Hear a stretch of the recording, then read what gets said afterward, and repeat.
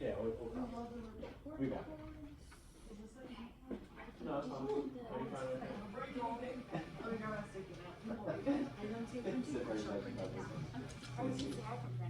How you doing? You alright? Don't you think?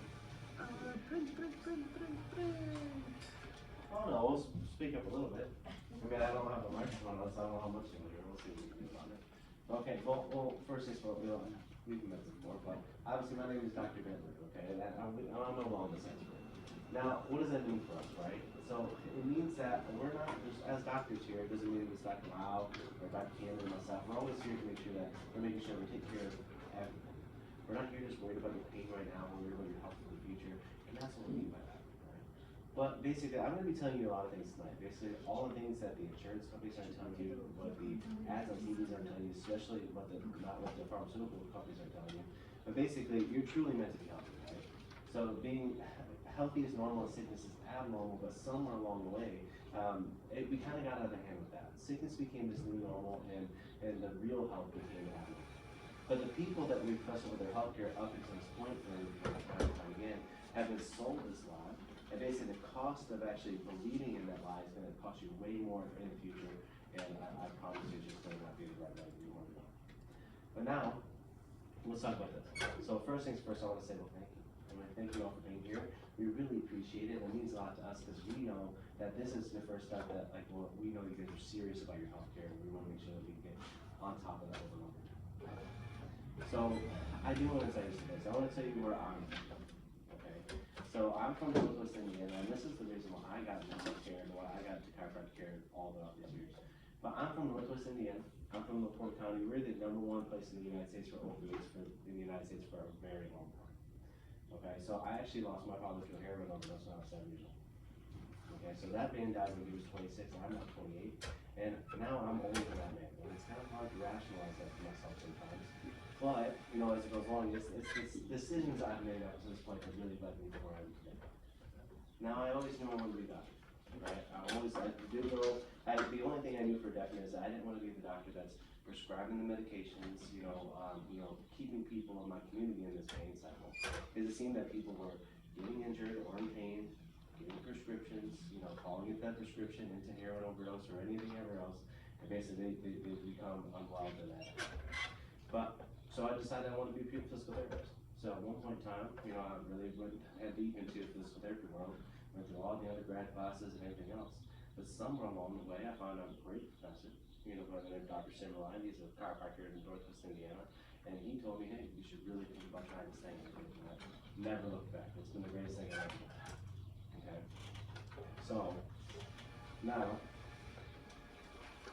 there's a couple things. So we're in this healthcare crisis in our country. Now, Life University, one of the leading chiropractic colleges in the United States, the dean of that school called it a pandemic. Yeah, you got it. So now, I'm going to read you out some statistics. So we are #1. We're spending the most on healthcare in the whole entire world, and we're actually receiving the worst outcomes amongst all the other countries. Now, we make up about 5% of the world's population, where we actually consume about 70% of the world's drug consumption.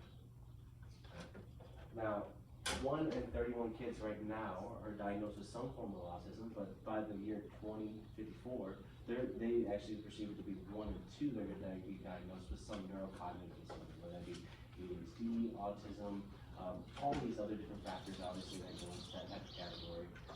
And then the last one is that there are more people dying from opioids now, than people dying from car accidents, AIDS, or even cancers.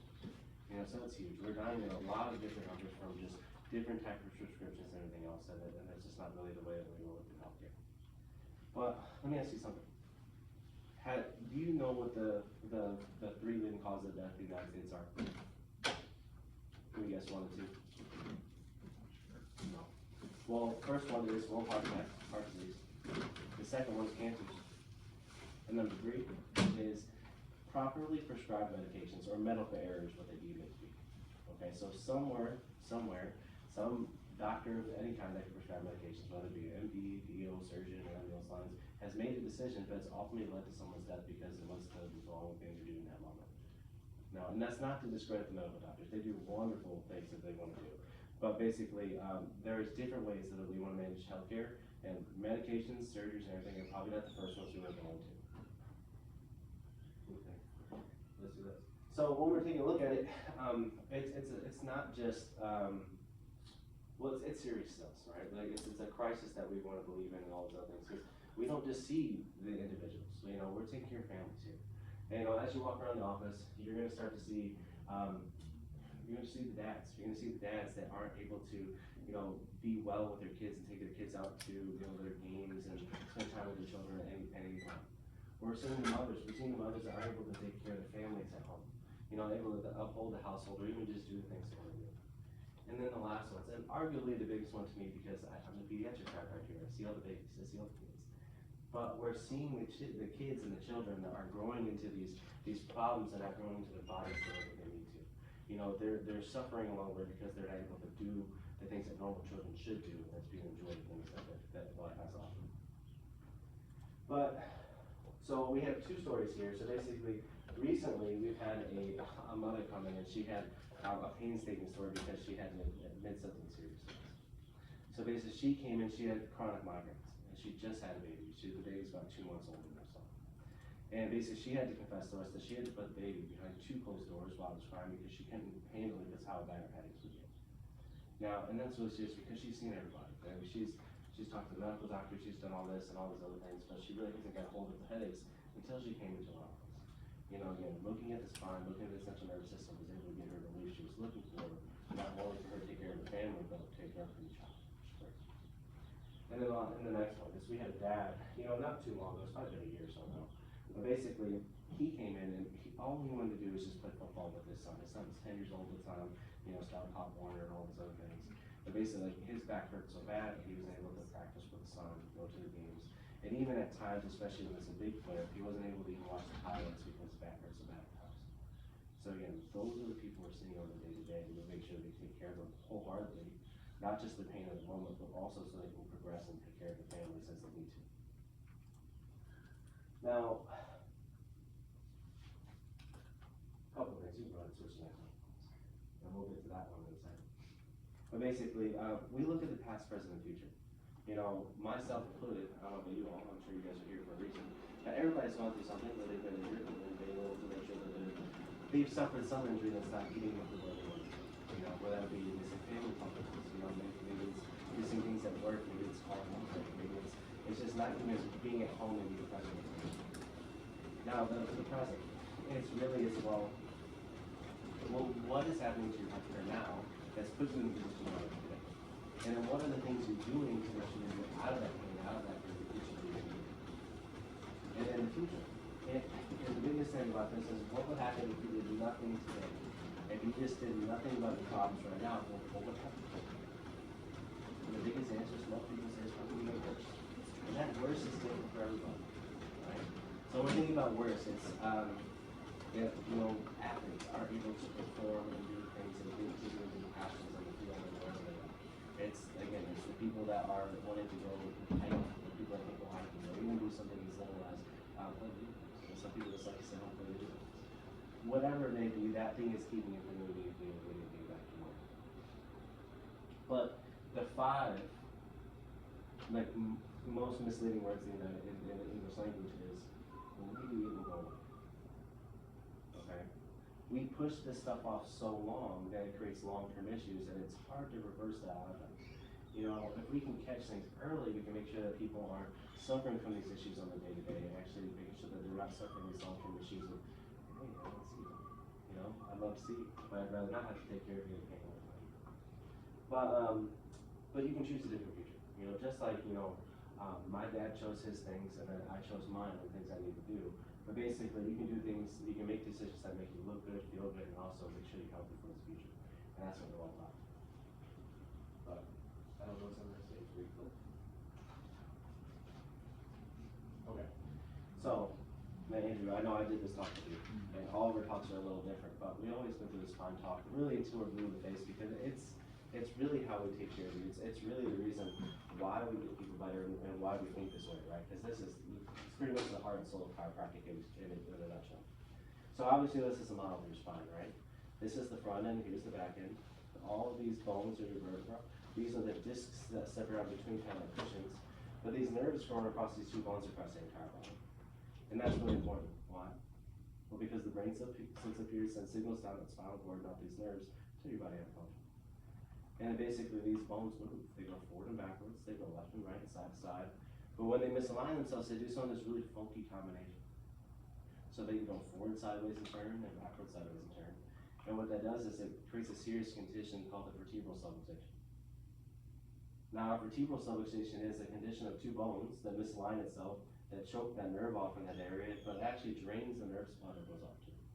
So it can cause a lot of things, like aches and pains, numbness and tingling, shooting brain pains. It speeds up the degeneration process. So sooner or later, you might hear us talk about the difference between normal aging versus healthy aging, right? Over time, these joints and everything will degenerate on us, we'll get smaller, but we can manage that over time, make sure we're slowing that down. But our job is really to take the pressure off the bones and take the pressure off the nerves so you can function the way you're supposed to. But just to show you where all these nerves go, all these nerves here, they go into your head and face. And they cause pain and pressure around your eyes, ringing in the ears, numbness and tingling. But one of the biggest things up here is usually headaches for most people. These ones here at the bottom of the neck, they go into your hands, and that causes numbness or shooting brain pains down into your hands. These ones here in the upper back, they go into your heart and lungs, and they can increase things like an asthma, bronchitis, or emphysema if you had it. All these ones here, they go down to your stomach and colon and reproductive organs. They cause things like an acid reflux or stomach ulcers, infertility issues, and some people that have trouble having babies.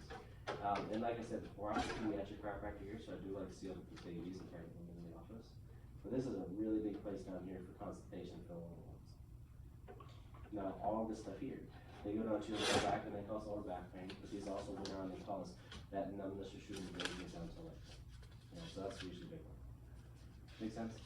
Yeah, it's pretty simple when we break it down.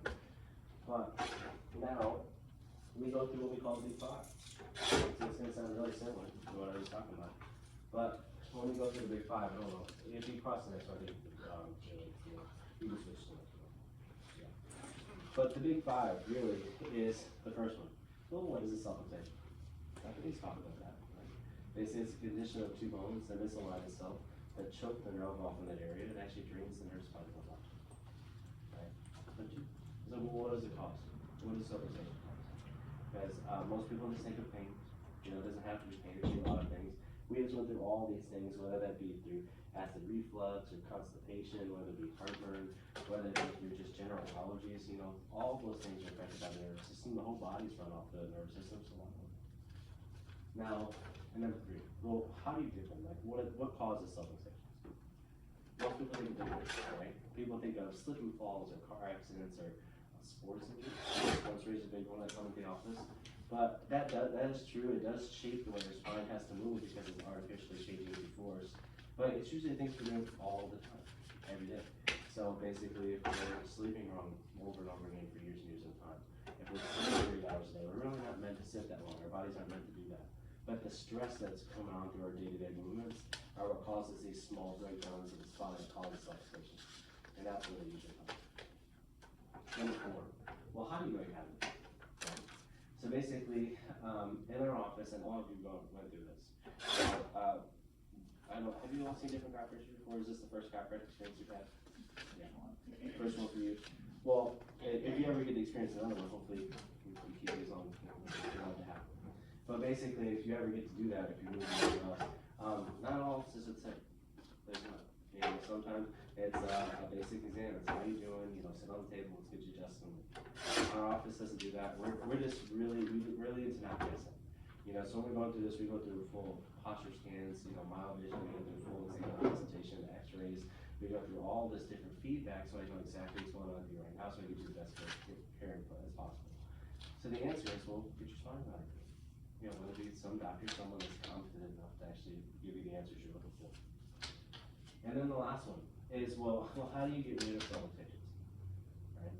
So as far as I know, the only thing that gets rid of subluxations at that single level, not just taking the spine and careening it out and then changing all this other stuff, is chiropractic adjustment. You know?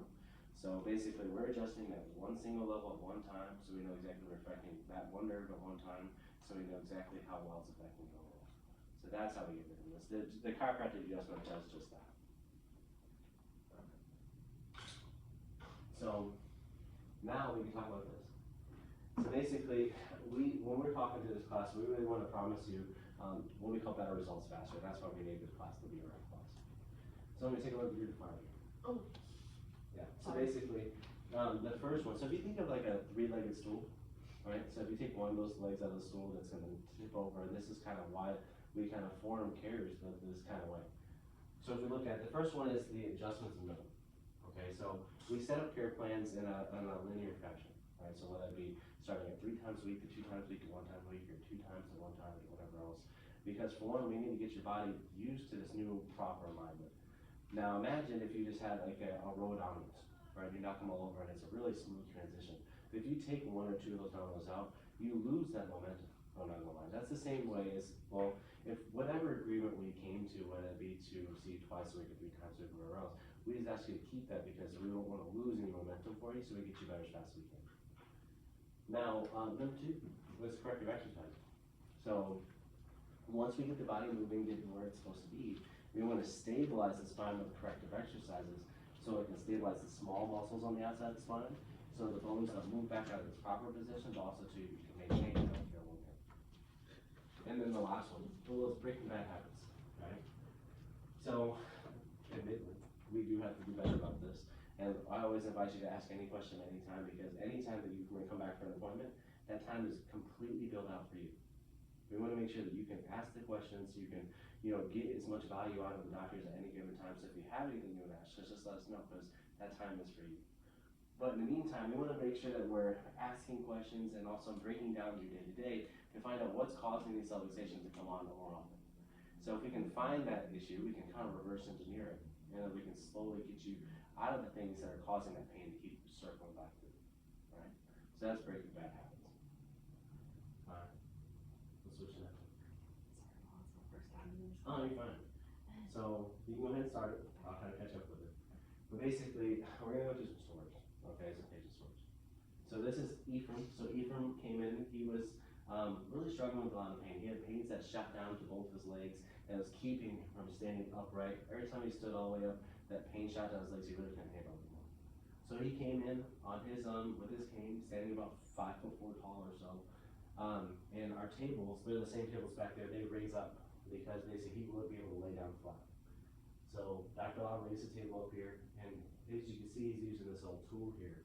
Now his body wasn't able to handle hand adjustments at this moment, meaning that his central nervous system was so lit up that basically he couldn't handle that, otherwise it would make him worse. So everybody starts at a different level of care as we go along. And Ephraim is a prime example of this, and we'll kind of stand farther apart as we look at this.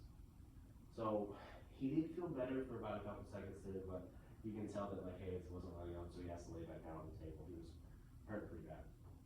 So one big thing about Ephraim is one day we've taken care of his brother for years. His brother still comes in here quite a bit. He's great. We sold the bread to him the other day and all that. But Ephraim was in some car accident at this point. And basically his brother called and said, hey, Doc, I have a question. And Dr. Lau immediately, we don't like to take a lot of phone calls up front because sometimes there are issues. So Dr. Lau took about a day or so to call him back, but realistically, he's like, Doc, you gotta help my brother. My brother's in so much pain. And as you can see, walking through the office just like that. But the biggest thing about him is, well, he wasn't able to stand up or lay down straight, or lay down flat. So if you think about that, he's not able to sleep his own bed. He couldn't bathe himself. He couldn't do the things around the house. He lived with his mother, and he lived alone with his mother while his brothers lived somewhere else. But his mother was always scared that he would fall, because anytime he'd fall, he would call siblings to come pick him up, because she didn't pick him up. So it's that dependency and also all the other things that he was really worried about, but it started to last longer and longer. Well, let's go ahead and flip to the next one.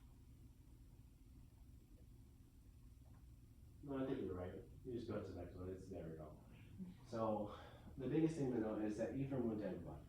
So he did do the thing. He went through all the gamut. So he went through all the medical doctors, the orthopedic doctors, the surgeons. Didn't really want to do surgery. That wasn't his thing. Went to PTs. He actually went to other chiropractors. He didn't get the results he was looking for, and that's when his brother finally called him. But we asked for his MRIs. He got an MRI. So basically, if you know anything about an MRI, they lay flat. So the least amount of pressure you have on your spine at that moment is laying down flat on your back. Now, if you're standing, it puts a lot more pressure on the discs, and if you're seated forward like this, it causes a lot more pressure on the discs. So while he's laying down, here's his MRI. So we have all the bones we just went through on the spine, all these discs that separate in between kind of those cushions, and here's that spinal cord that runs to the center of this canal. But that bulging disc right here is actually bulging out on top of that spinal cord about 7.5 millimeters, and that was enough pressure to cause him to have that shooting burning pain down both legs. Now, if you took the spine and if you cut it this way, so in half, so this where this next screen is, so basically, we want this to be a nice uniform pattern. This little gray area should basically be all the way across there, but this white part right here is that disc that's pushing out on top of those nerves. So go ahead and switch to the next one. And I'll have a stick. There we go. So after a full evaluation and all the other things, seeing his x-rays and everything, x-rays and MRIs, we decided that well, he needed, well, for one, the chiropractic adjustment that's going to help him move those bones around, take the pressure off the nerves. But the biggest thing he's going to have to worry about is taking the pressure off the discs.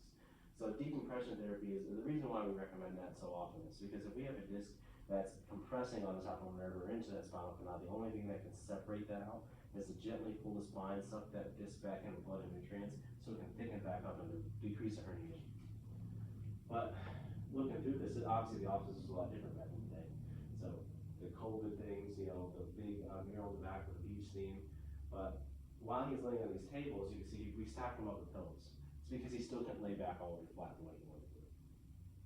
But every time you see him go back here, you'll see that maybe he has one less pillow or whatever else because he's slowly being able to handle laying flatter and flatter.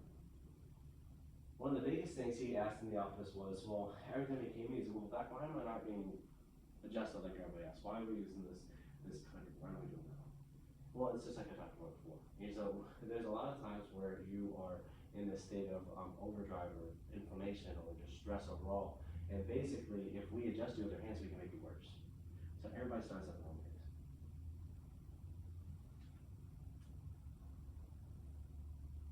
So now, this is the first time he's actually able to handle a hand adjustment for the first time. So that's great. That means his central nervous system is calming down the way it's supposed to. Slowly, but he's getting there. This is the time we're kind of skipping around here a little bit, only because this is the first time he's actually able to lay down and actually do his exercises in the office. That was great without having any help.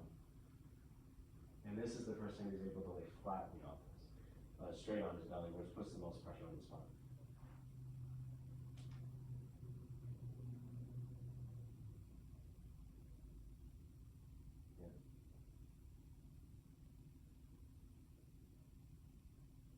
And this is the first time he's actually getting on and off the table by himself.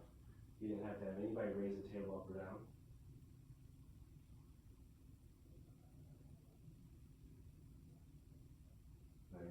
So now this man that came in walking at about 5'3", 5'4", is now over 6 foot tall. So it's pretty cool to see his transition over that time frame, right? So one of the biggest things to know is, well, he was relentless about it. Like for one, like you just couldn't handle living his life that way, being so dependent on everybody else. So basically, he stayed consistent with his care. He kind of followed the three-legged stool before we had that in the office, where we talked about it. So he kept with his adjustments, made sure that he kept that momentum going, like we kept talking about.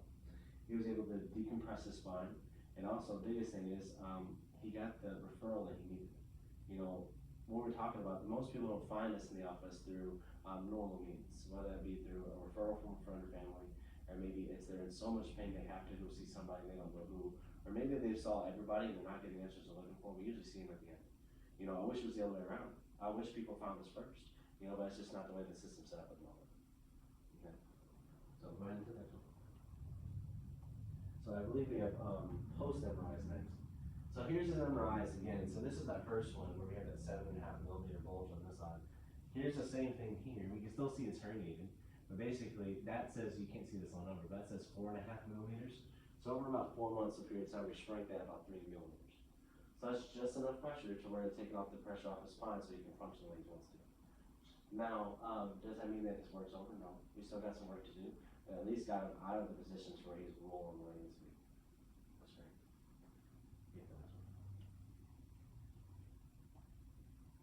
you're fine. Oh, you're fine. Oh, it is the next one. Yeah, you're right. I forgot when this happened. So here's that half cut, right? So this is what I was talking about when we have that herniation that comes through here and that right spinal cord in the back. But now if you can see that all this is nice and even. So nothing is rotated or bulging out in that end, so that's all nice and smooth now. So from the half end, it looks like the bulge on the spinal cord is great. Cool. I believe that's the end of the main stories, okay? Let me tell you one more. So basically, so that's Dr. Lau's story. I have my own personal stories I like to tell. But basically, I was about maybe 2 months into practice or something, right out of school, pretty fresh in the office, which is pretty scary to hear some of these things. But basically, I had a young lady, 85 years of age. Basically, we got another calling from her sister. This sister's never been in the office before, but her sister was in a lot of fear that she was going to end up, unfortunately, probably in like a home living facility or something like that. So basically, Sue, basically the patient that came in, basically she had pain that ran down one of her legs, but basically this was sending so much pain that she was laid in bed all the time and all those other things. And this happened about 2 years prior to when she came in. So the first thing is when she went to see the medical doctor says, well, you gotta go with orthopedic field and everything like this. That's not a big deal, sure.